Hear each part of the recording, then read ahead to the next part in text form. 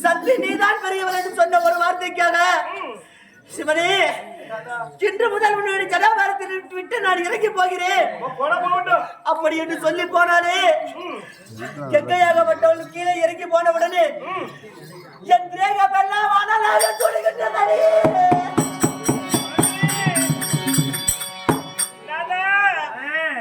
ஐயோ என்னங்க செய்ய சாமி பெண்ணே பார்வதி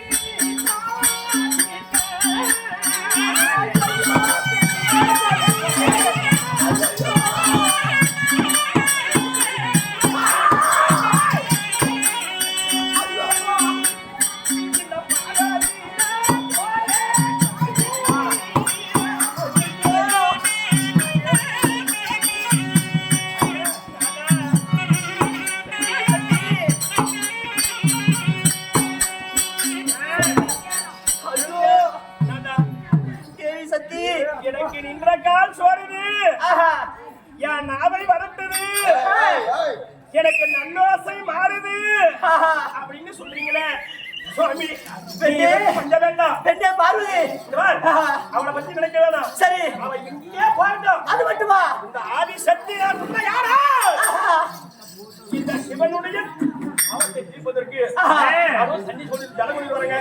பெண்ணே பார்வதி சக்தியாக மட்டும் எழுதி போன உடனே அது மட்டுமா அது மட்டும்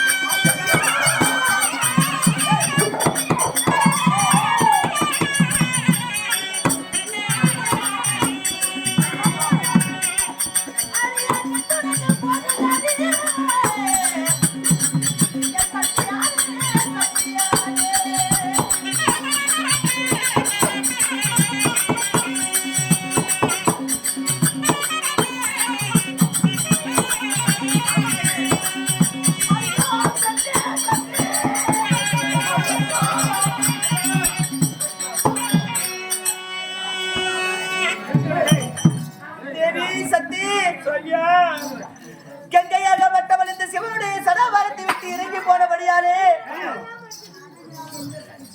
எனக்கு பச்சை தண்ணி தாகமாக இருக்குது, பல்லுறந்து போகுது. எனக்கு நீச்ச தண்ணி தாகம் வந்து நெஞ்சுருந்து போகுது. தாகவடையா இருக்குது, கொஞ்சம் குடிக்கிறது கொஞ்சம் தண்ணி கொண்டு வந்து கொடுங்க சக்தி. நீங்க எதற்கு பயப்படக்கூடாது. சரி, ஆதி சக்தி நான் இருக்கின்றேன். பரமசிவனுடைய தாகத்தை நான் தீர்ப்பேன். இந்த பரமனுடைக்கு தாகத்தை தீர்த்து சீக்கிரமா தண்ணி கொஞ்சம் கொடுங்க. பாருங்கள் பிரபு. அம்மா